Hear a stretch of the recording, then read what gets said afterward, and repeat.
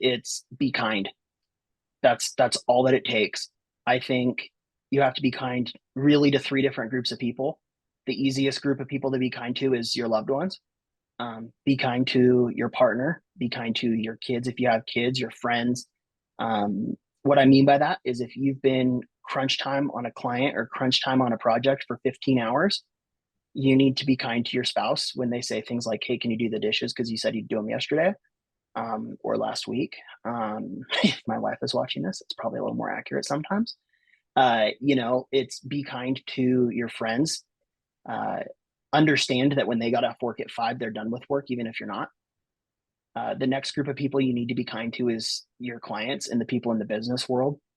I I have gotten more business from hanging out with people in a casual setting that I know from business events, or even better, I've just been a part of their business journey.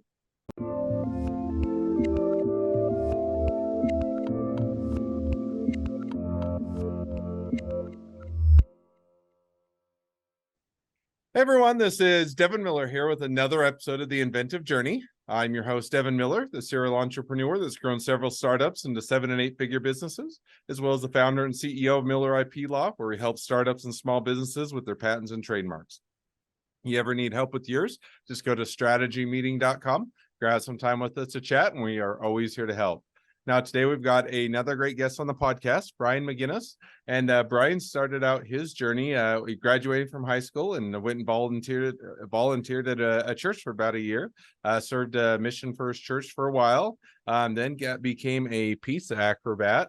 Then went into the military and did some bomb defusal. And then got into people and project management and started working a lot and wanted to do something different. So starting applying for some tech management positions, but got rejected because he didn't have the coding skills there. And then a friend told him about entrepreneurship and starting up with branding and websites and whatnot. And so moved over to startup full time and works there with his wife. So with that much as an introduction, welcome on the podcast, Brian. Hey, how's it going, man? Hey, going awesome. Excited to have you on and looking forward to a great conversation. So I just gave a quick 30-second version to a much longer journey. So why don't we rewind and unpack that a bit and tell us a little bit about how your journey got started coming out of high school and volunteering at the church? Yeah, it's kind of a crazy story if you look at it all at once. I know that a big part of my story is seemingly random nonsense coming together in the end to make something beautiful, and that's kind of what I think my life is all about. So it all started when I was 18 years old. I ended up working with youth at a church, pretty close to full-time volunteering, 25-ish hours a week. And then I also worked at a grocery store and had jobs kind of through high school and did all that. And then I moved to Australia, did some non-denominational Christian ministry work in Australia, Indonesia, India. Came back to the States for a little bit, went back to Australia for a year, grew out some dreadlocks, lived in a van, worked in some Michelin level restaurants. And I So was a pizza just acrobat. to dive into that, or just real quick. So you're Yeah, doing a lot of that, work for the church, whether it's in the States or yeah, in yeah. Australia and Mhm. whatnot. Now, is that something that was, of interest? It was, you felt like you're called to it, or is it something that, hey, I plan on doing this for a short period of time while I do other things, or get things in place, or kind of walks through kind of what made you, after you're coming out of high school, go in that direction? So crazy enough, the answer is it something I look to do long term, or was it something a period of time? That's a hard question to answer because I really do think even today, the number one thing that I'm supposed to do in this world is love people. And I think that's what my company is based on, which I worked in the tech industry, so it seems a little wonky. But I am a man of faith. It's the most important thing about me. It holds my marriage together, it holds my life together. So for me, I had always served youth in the church, and doing this internship was kind of just the next step of that, the next extension of, okay, how can I love the people around me? How can I best serve those around me? Then I went overseas and did that. Again, it was just an extension of how can I care for the people around me? We did hurricane relief in India. We did, just all sorts of crazy opportunities that I feel like I kind of got to trip and fall into in life, which is just a really cool happenstance thing. But I think as soon as you start saying yes to things, that happens more. is you find yourself saying, "Oh my goodness, now I'm running a business. Oh my goodness, now I'm a pizza acrobat in Australia. I'm helping people in India. I'm doing things greater than myself." So So now you for me, that glossed over it, and I'm gonna or follow up. So one of the yeah, things, so after you did the work for church, for the church for a period of time, you got into pizza acrobats, and yeah, it's pretty self-explanatory in what it sure, probably is, it's but I never heard of it before you got or before I met yeah. you, or we talked a little bit. So walk us through a little bit of how you get into So that and what it is and kind of what you did. so crazy story. I moved back to Oregon and within a week got a job at, and it was probably my dream. It was my dream job at the time, working for the cool local pizza shop down the road. And they had always thrown the pizzas, they're New York style pizzas. So they're big, they're bad, they're fun to throw around. And I started taking that in my personal time, bought practice pizza doughs, which definitely exist, made a silicone and started learning different tricks and started learning different things. Again, one of those weird happenstance things. I started juggling when I was in second grade. So I started juggling pizzas and I started doing things like that. When I moved back to Australia 6 months later, I would use those skills to talk in interviews and I'd say, okay, I've worked in restaurants. I know how to do that side of things, but I also can do pizza acrobatics and I can teach your team how to do that while I build your menus and while I do that thing.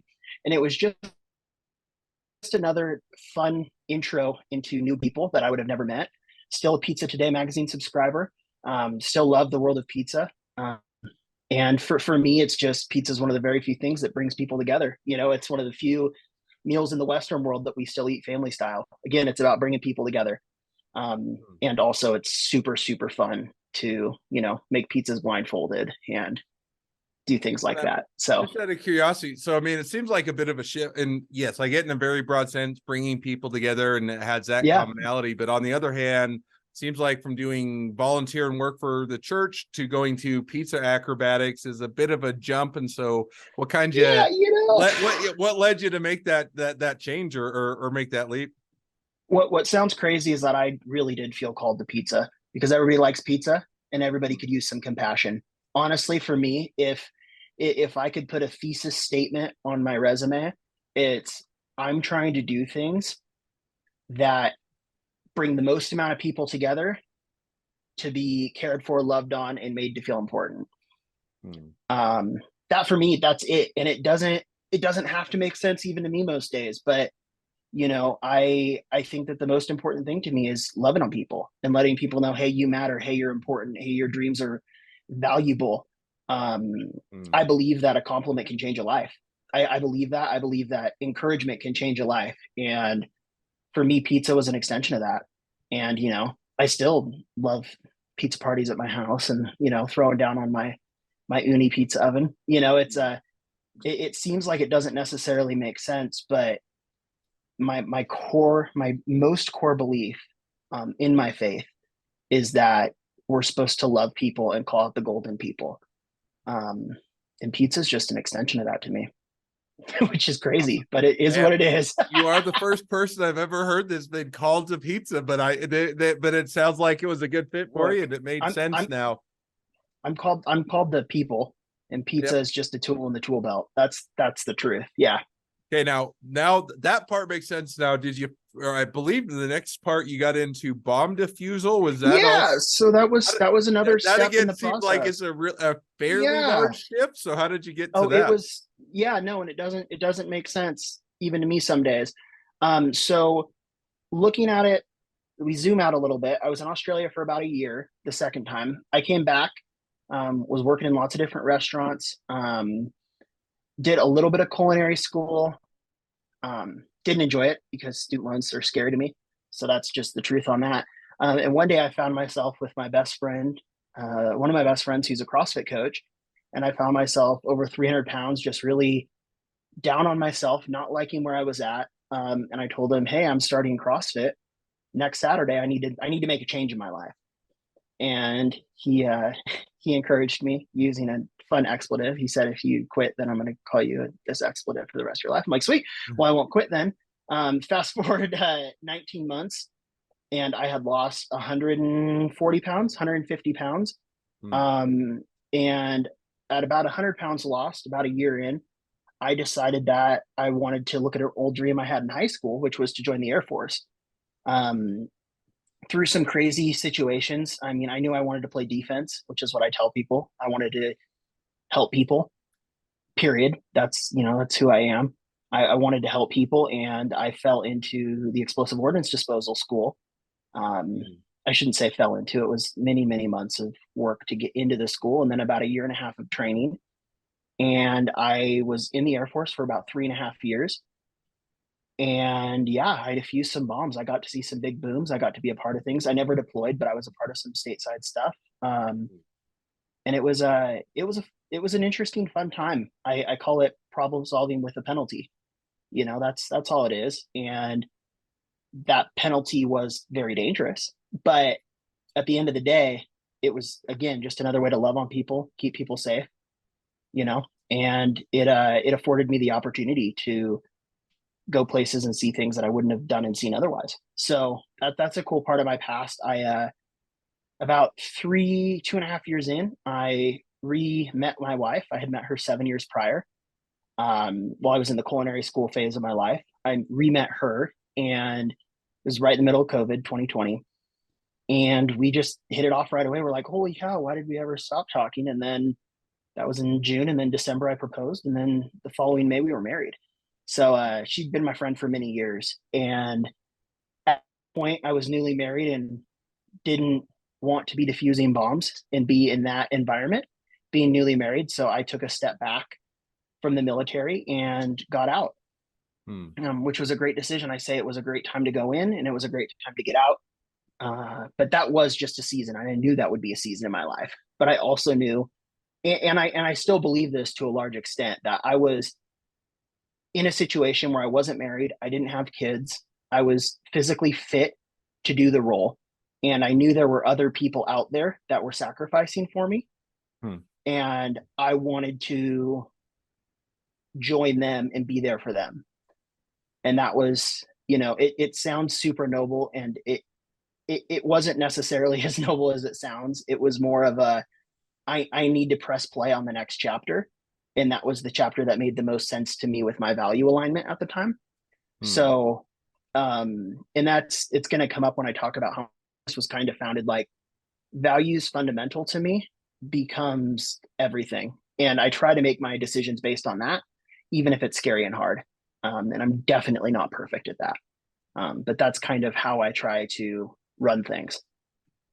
So, get out of the military. Hmm. And the roles that really started interesting me were project management roles. Something I love about project management is it's in every sector, it's in every area. If you look at like the PMP certificates and things like that, which I don't have, I have a close family member that has those. Um, you can work anywhere with those, but really what it comes down to is putting people and resources in the right places to help things work. And I love that. Hmm. So I found a job as a construction project manager at the same day that I got out of the military officially. I found that job, and I started business school, and those kind of went right together. And I did that for about a year. So I'm taking full classes online and working full time. I ended up working with 50 to 100 subcontractors every day, learning how to build a house, which was another cool lesson I never thought I'd be able to do, but here I am doing it. Hmm. Did that for about a year, and then things started happening with my school schedule where the workload increased heavy because they wanted to try and build houses before the market crashed, and they wanted to try and build not necessarily the market crash, but before people stopped buying houses. Hmm. So it was kind of a press, and I had school, so we decided to part ways right before, let me see, July 2021. We parted ways, and at that point I had been applying to, like you had said a little bit earlier, a lot of technical project management jobs Hmm. because my wife works fully remote, and I wanted to work with my wife because she's my best friend, and it would just be a lot more fun for us to work next to each other. So I was applying, and there's a specific Fortune 500 company. I'm not going to say who they are.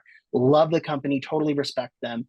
And I was applying to these positions for project manager, would get 3 rounds of interviews in, And then they'd say, "So what coding experience do you have?" And I'm like, "Well, this job didn't say you needed coding experience." And they go, "Yeah, but it's one of those unspoken things." And I'm like, "Well, speak it because I don't have that." And Mm. whoops, you know, so I uh I felt kind of silly going through that process 3 or 4 times. Um, but I really wanted that job. I wanted that, especially at that company. I was like, this would be a great place to work, fully remote, all those things. So I was talking to my wife and I said, "Hey, so you know how I've been doing 4 or 5 hours of homework at the end of every day, at the end of every work day?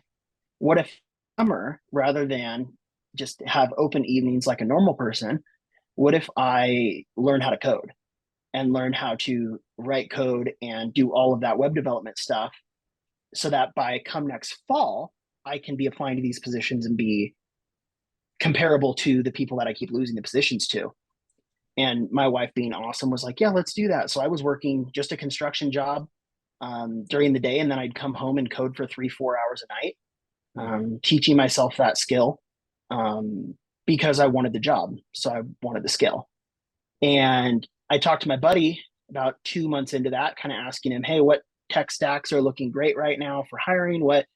And he had owned his own creative agency, and he said, "Hey, I want you to actually look at opening your own creative agency, because that's what you want for your lifestyle." Mm. He said, I have X amount of clients, I'm making X amount of money. He was very open with me. And he said, the coolest part is that I can work really, really hard and then take a few days off, or I can work early mornings and then be off with my wife every night, or vice versa. And I'm like, that sounds wonderful. Um, so my wife and I did a cost benefit analysis, which sounds scary, but was really just, "Hey, babe, I think this is the direction I'm thinking." She goes, "Oh, that sounds great. Yeah, let's look into that. Let's try that." And I had just finished reading Designing Your Life, which is just a great book. And it talks about taking actionable prototype steps in your life.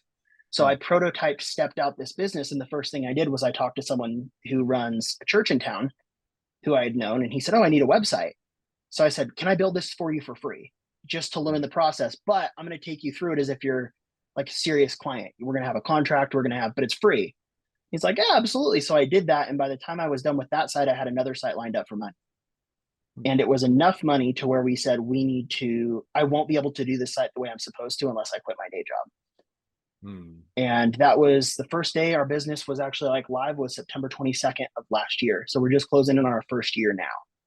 Let me just ask, Um, because that's kind of a scary thing, right? So you have the scary, I'll put in quotes. I think that all jobs are up for grabs. And even if you work oh, for someone yep, yep. else, it Mm-hmm, doesn't mean that you're going to have a job security. Now, feels like it because you don't have to deal with a lot of the finance and the back mm-hmm. end of that. But on the other hand, now you've got the job, you've been there for a period of time, and now you're saying, "Hey, we've got a project that I would be a full-time project for that period of Mm-hmm. time, Mm-hmm. but I'm going to quit, and my wife's gonna," or at that point, because I know your wife works with you now. Does she quit along with So you, and you both worked at the same time, or did she come along later, or kind of look, how did you manage that?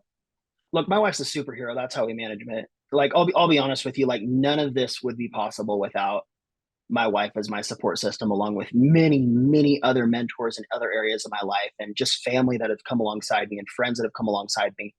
That jump specifically, though, we basically ran the quick numbers and said, "I'm making X amount of dollars at my current job, and I'm making, so this project was about a 2 month project, 8 weeks or so. I would be making X amount of dollars to work for 8 weeks on this project." Hmm. And that was about 8 to 10 weeks worth of work at my current job. And I told myself, if I could get this client in the last 8 weeks, I could get one more client for the 8 weeks following, and kind of dovetail the two together. And that was the risk, was, if this has worked once or twice now, I guess, will it work a third time?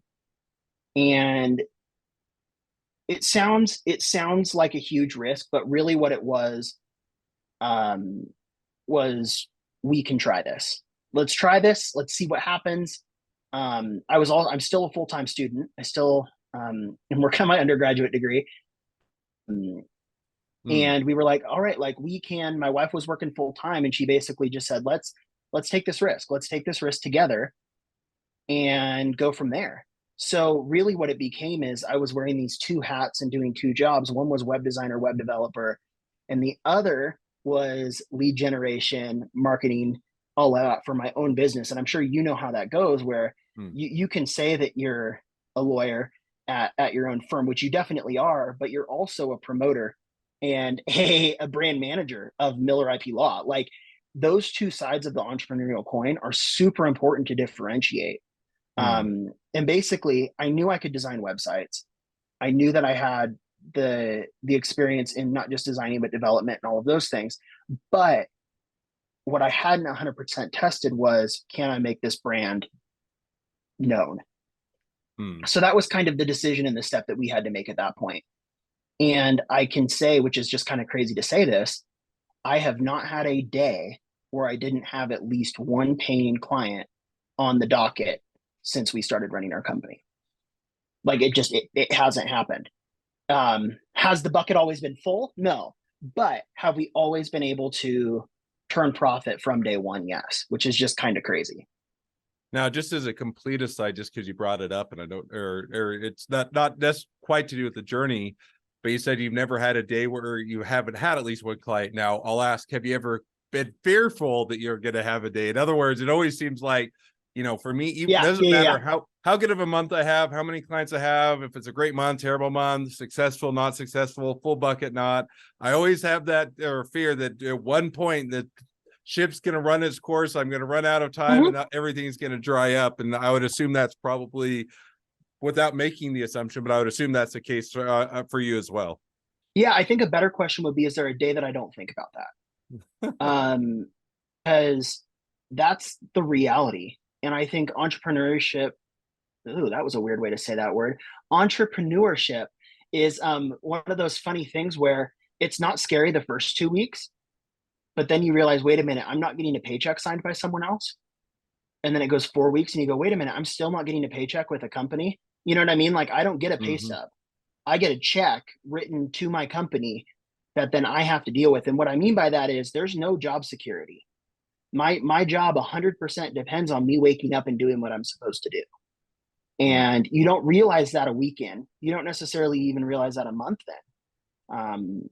But part of what keeps me going is the fact that this next project that I'm doing right now needs to be a launching point for my next project. And one one interesting thing, like I said, of wearing those two hats is that when you're wearing the branding your own business hat, when you're wearing the marketing your business hat, you have to be acutely aware of all of the projects you've done, all of the projects you want to do, but also where you plan on going with all of that. And that's the entrepreneurship trait that I think a lot of books and a lot of professors and things like that call the visionary trait, which just sounds so lofty and high. And really, what it just means is, where do I want to be a year from now?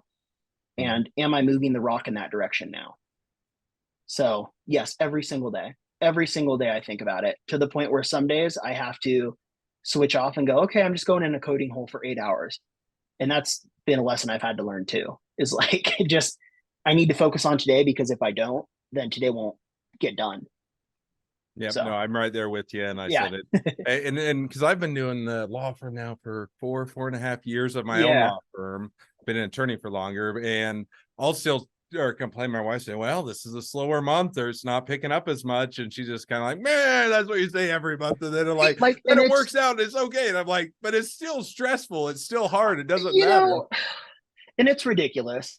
I laugh at that, but my wife will also laugh at me and just say, you realize the difference between you saying that and you not saying that as one client? And she'll just laugh and go, that's one phone call.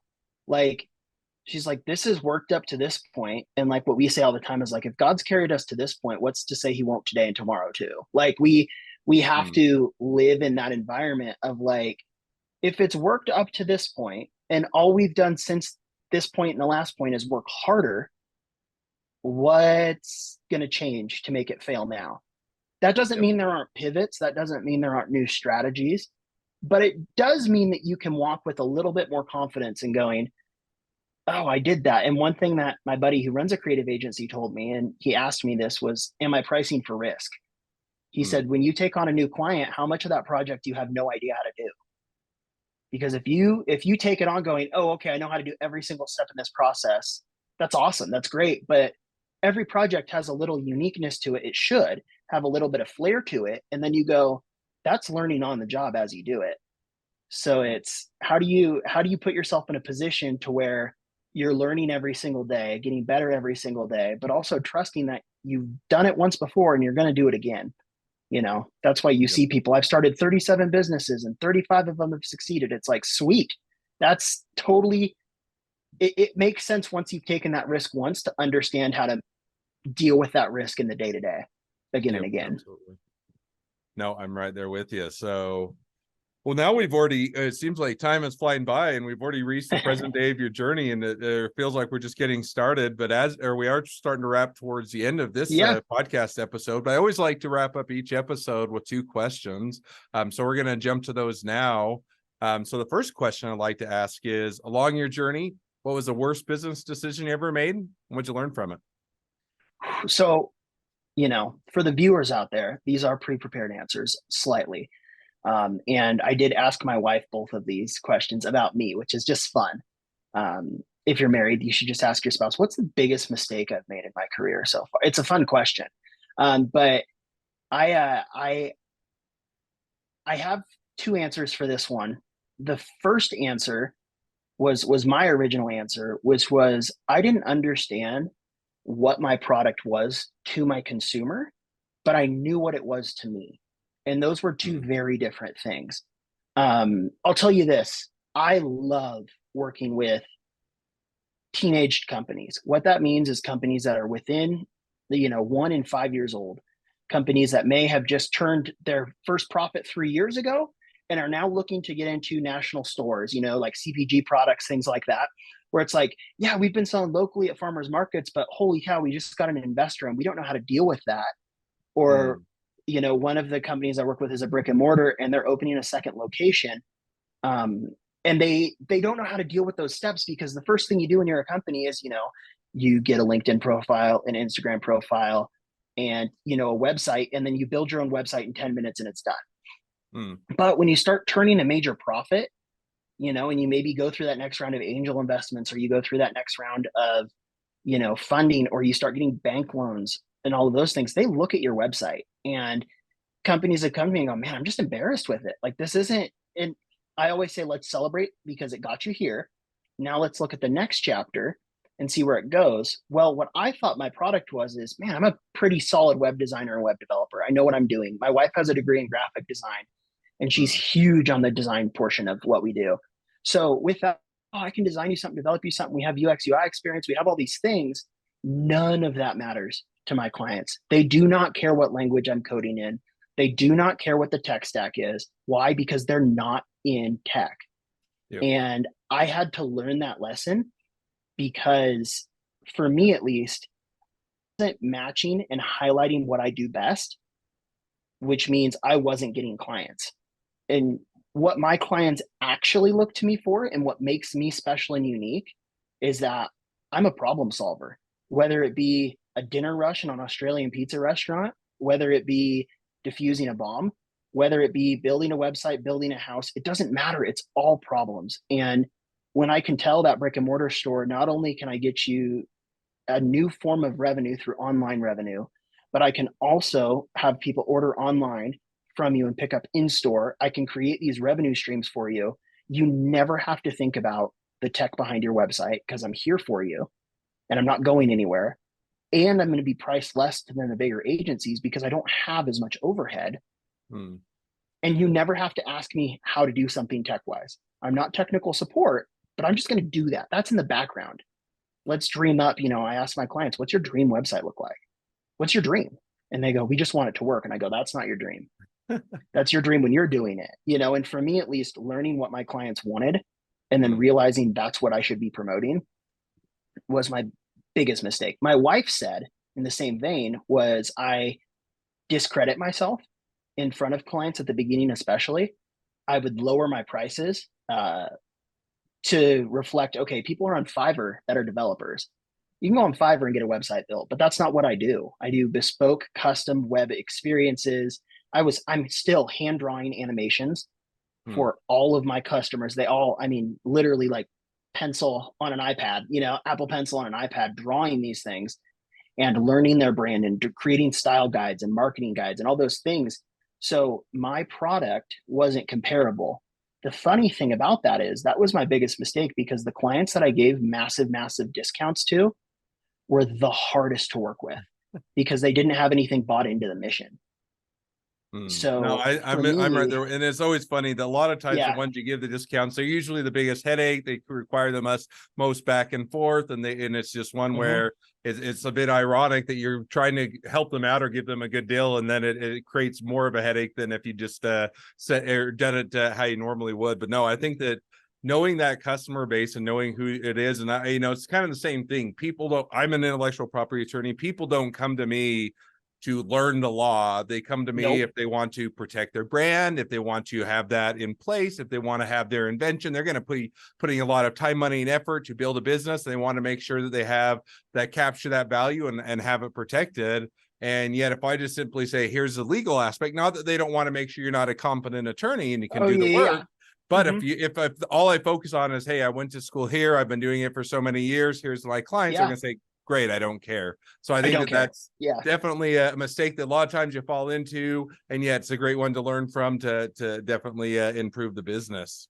And the question becomes, what do you do that's different? And why am I paying you over someone that will do it? Because there are people that do what I do cheaper, but they don't do what I do, because they'll make you a templated site that looks exactly like the site you have, or they'll make you something that's slow or weak or underperforming. Or, but again, you don't care about that. You want it to look good, run fast, and make you money Yep, and make exactly. you really proud of your vision. And as entrepreneurs, we're often told the lie that you need to do everything on your own, when at the end of the day, that's not our job. The job is to do what you do really well and hope, pray, work hard, pay for a community around you that will help see your blind spots and pick up the slack.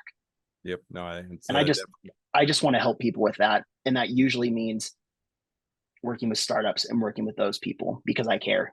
And my goal isn't to be a millionaire. My goal is to help people. no, that's awesome. So, okay, now second question I'd like to ask, which is, so now if you're talking to somebody that's just getting into a startup or a small business, what would be the one piece of advice you'd give them? This one's easy for me, and it's be kind. That's all that it takes. I think you have to be kind really to three different groups of people. The easiest group of people to be kind to is your loved ones. Be kind to your partner. Be kind to your kids if you have kids, your friends. What I mean by that is, if you've been crunch time on a client or crunch time on a project for 15 hours, you need to be kind to your spouse when they say things like, "Hey, can you do the dishes because you said you'd do them yesterday?" Or last week. If my wife is watching this, it's probably a little more accurate sometimes. It's be kind to your friends. Uh, Understand that when they got off work at 5, they're done with work, even if you're not.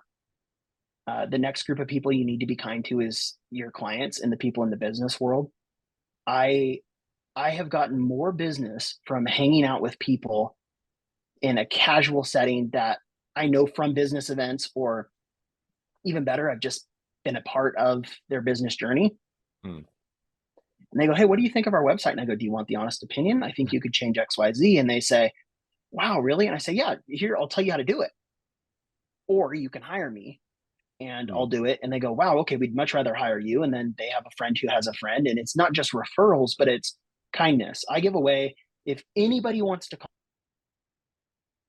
I'll give you a consultation on your website and tell you what I would change.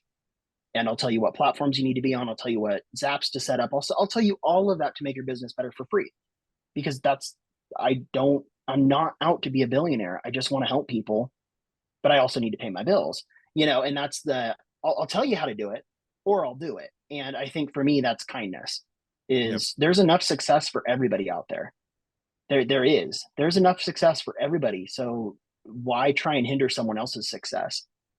No, And then, go yeah, ahead. the hardest person to be kind to, though, is myself. Hmm. What that looks like for me is, sometimes you miss a run. I love to run. I know you love to run. Sometimes you miss a run. Sometimes you have to eat a cheeseburger in the drive-through because you've been pounding work. Like my wife and I call it going in the hole when I'm, one day out from lunch, 2 days out from lunch, and all I'm doing is debugging and things like that. And there is something to that. You have to be kind to yourself, because you won't. you won't be perfect in every area of your life every day, which is really hard for me. So I think learning how to say, okay, I expected to have 3 clients this month and I have one. We're still totally fine. Like, the world isn't ending. But if you set expectations for yourself and don't meet them perfectly in every area, and you're down on yourself, or you have a sales call that doesn't end in a contract, that doesn't mean your business is over. In fact, if you beat yourself down too much, it could mean your business is over, because then you don't go into the next day of work as enthusiastically. Yeah. So I think kindness matters. And I think that if you're kind and care about the people around you, things work out. They just do.